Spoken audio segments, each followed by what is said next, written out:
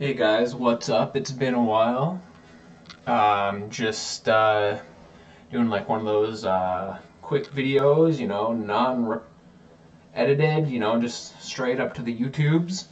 Anyway, I'll make an announcement. This is 2019. I'm going to try to make a big year for the channel.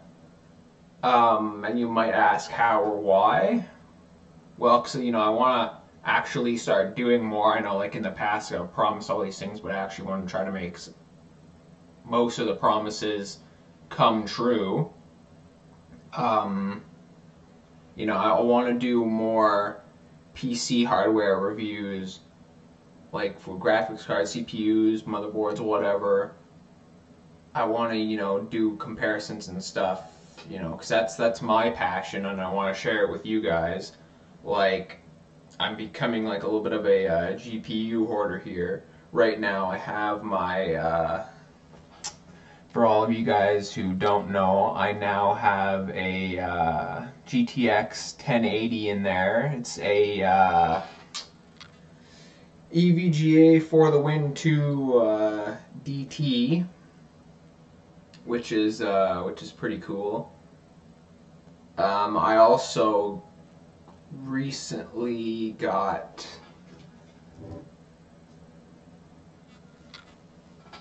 this guy here. It's another sorry, it's shiny because it still has the plastic on there. It's an EVGA card. It's a GTX 1070 Ti, the SC edition, super clock or whatever. And the reason why, you might be like, well, why would you downgrade when you have that? Well, the reason why is I'm gonna be custom water cooling this PC because it's got the old original Skylake in there. I love this thing. It still performs very well, and I don't feel like it needs to be like tossed aside quite yet. But I'm gonna like fully custom water cool it, and with the For the Win card, the EK Fluid Gaming aluminum blocks didn't fit that because that's not a reference PCB where this is, and it's a downgrade, but it's kind of a small downgrade because I want to go like, again, this card fits like right in the middle, so it's not like it's going to be a big downgrade. And besides, like, I find like my CPU, since like my CPU is like what, like almost 4 years old now, kind of bottlenecks this card a bit. I don't like using that word, but I'm gonna use it anyway. So which is kind of cool. And then hopefully like the 1080 Ti will go in one or two of my later projects down the line this year. This card has a very special place in my heart. It's a Asus Strix card, as you can see. It's a 970. And why it has a special place in my heart, because originally when I was gonna buy the first graphics card for this PC, when I built it, I was gonna go for a 970, and I really want to go like Asus, Asus motherboard, blah blah blah, matching. I don't know why. Anyway. But the Strix 970s were one of like the hardest cards to find. Even if you could find them, they were like super expensive. So I was like, all right, then I'll go for like the other ones, maybe like an MSI or like an EVGA or something. I was on my way to my local computer store, Candace Computers, and like I had the EVGA version in my hand, and they were like, wait. Before you do that, there's an AMD card coming out that's supposed to be somewhat-ish in between this and the 980. So I was like slightly intrigued. So I decided to not buy that card. Went home, did a little bit more research on the AMD one. And I was like, this one had like 3.5, 4 gigs of VRAM, and the AMD one had 8. So yeah, I was like, yeah, it's perform a little better, but I won't expect to perform like as much better because it's the same price. basically, but I figured since it had more VRAM, that especially for like video editing and different other loads like that, that it'd perform better. And it might. We'll have to, we'll have to see. I haven't done that side by side comparison myself, but we'll have to see. But that's why this is a special place in my heart. I actually got this off eBay recently. Super good condition. Like not fairly expensive because like there's so many graphics cards on eBay now after like people with their mining rigs are trying to like sell them all off and all that. So even though I'd kind of watch out for that because they've been running like some of those graphics cards were running like full tilt 24/7. So but it's up to you anyway. So obviously we got some graphics cards comparisons and reviews coming on the way, and you might think like, why do you have like some of this like older hardware? I like even older hardware because I like to prove how it still has value and how it still has performance. Because unless you're like one of those people that want to go out and have like like the fucking like 300 and like billion FPS, with the latest like $5,000 hardware, if the graphics card or the CPU that you have now works for you, you don't find that it's too slow for you, you're still able to use it, what's the point in upgrading until you feel like it's time to take this guy out to pasture and give it the old buckshot or whatever. But it is what it is.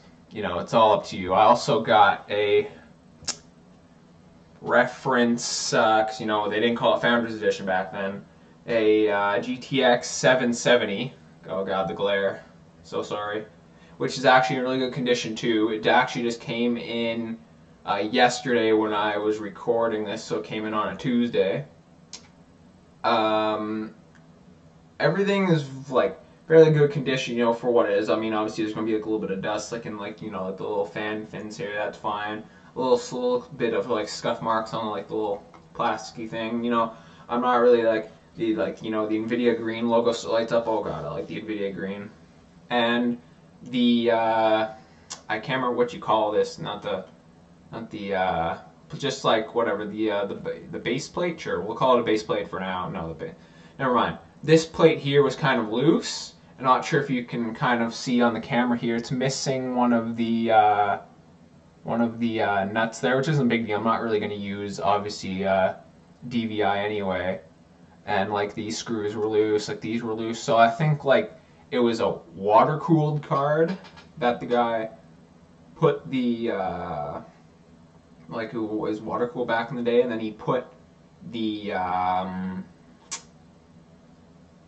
took everything off, blah, blah, blah, and he just didn't like screw that back on properly and all that. But I put it in my PC, it works. I mean, like these are kind of just like a little bit bent, these little tabs here, but it's still slotted in. It still works fine, and we're obviously going to do some testing with that. If like on it, like it, because you can see it says EVGA there. At first, I thought it was actually like straight from like an Nvidia card kind of thing, because like there was like no sign of it being, especially because I got it with a box. And anyway, I'm droning on. I also got a couple other graphics cards on the way. One thing I'm doing with this PC is obviously doing like the fully custom loop, which is pretty cool. I've already kind of did like a mock-up loop on it once so far, so I'll have to see how that goes. So my motherboard in there right now is the Asus Hero, the one for that generation, the Z170 board. But I bought this board and the CPU and all that, and then literally I think it was like 2-3 weeks later, all of a sudden Asus was like, oh yeah, we're doing more with like RSync and all that, and then they released an update to this motherboard. It was like the Hero Alpha, where it had built-in Wi-Fi, so that would alleviate my Wi-Fi card, and it had RGB headers, so I can get a magnetic cable mod, little like RGB strips, and put in there so I can like see the stuff more. And then also I want to get some cable mod cables to put in there. Really just like round the build, because that's like really what I envisioned for this build at the beginning, but I was just never really able to, like, until now, put it into motion, mostly because I'm lazy. But hey, you know, what are you gonna do? You know, I got more even more hardware on the way too, so you have to stay tuned for that. Anyway, I'm droning on a lot. This is supposed to be a short video, but really quickly, you might see the little, whoops, oh my god, what am I doing? Yeah, up here, the little Google window there. I'm going to enlarge that, because I'm going to show you maybe some plans that I have. I know you can't see me anymore, boohoo. Some more plans that I have for this year. So I want to do like at least 1 to 2 more PC builds. And like these, the 3 that you see here aren't set completely in stone, because obviously as you'll see, I didn't fill like all the boxes out, but that's fine. So I kind of want to do an i9, even though like I know like the i9 is kind of like it performs the same as or almost the same as the 8-core i7 for the new 9th generation CPUs, but I figured why not go for like the absolute best, even though it's like minimal performance anyway. You know, it's because that's like the CPU would be like obviously like an upgrade compared to mine, because mine is like how old? It's 7th gen compared to 9th, 7th, sorry, 6th gen compared to 9th. So you know, and then the reason why I have an Asus board here, I like Asus boards. I like the BIOSes. They usually come with like all the features I want. You might see like, you know, say like 16, like I would like to go up to 32, but 32, especially like PC part prices in Canada, are expensive. And I would like to go to 32, but if I will, I'll go to 16 with a higher speed. And then also have like a M.2 NVMe SSD. Everything else, like the graphics card for one of these builds, I'd probably put in the GTX 1080, because right now the RTX cards are just way too expensive and all that. And again, like some of the stuff isn't set in stone either, because like even some of this could change. But yeah, so that's one option. Or maybe I'd go like the AMD route and go with a like 2nd generation Ryzen, even though I want to see what the 3rd generation Ryzen's like. I probably wouldn't go custom water cooling for this. Well, maybe not. I don't know. I have to see. But, you know, I got like a 360 Corsair, and again another Asus board that could change. 16 gigs of RAM with a fairly high speed, because the AMD side, like really like memory speed seems to affect it, especially for CPU performance. Yeah, I'd probably like for storage, especially at the SSD, I'd probably have like the same. What was it? The Samsung 970 Evo from the last one, and then maybe even like a Threadripper, like 1st generation Threadripper. That'd be kind of cool, like 16 cores and down. The Enermax, because that one's like it's an actual like the block's really big, and I see how you even have like I like this. I like the ASRock Atashi boards, Atashi, however you pronounce it. And obviously this one I have here, see like it's so expensive for 32 gigs of RAM kind of thing, and I know that's like, you know, like a large speed, but it is what it is. But like those are maybe some ideas. Like I do really want to go someday like more enthusiast platform on the Intel side, but especially for like the newer CPUs are just so expensive. They're astronomically expensive. So I figured go for kind of like the AMD, or at least like still like the top consumer Intel right now. You know, just to see what's up. Hold on a second here.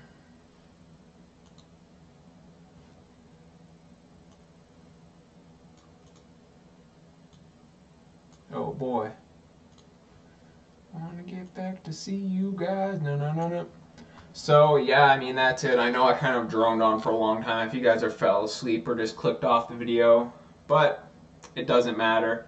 I just wanted to tell my news. I'm definitely going to be making more videos. As you can see, I got all this hardware to like kind of show you and test and all that. So yeah, I guess that's it for me. You know, like, subscribe, unsubscribe, dislike, follow me, Facebook, Instagram. I'm not really on the Twitters that much, but I'll try to get more on there. And yeah, so peace.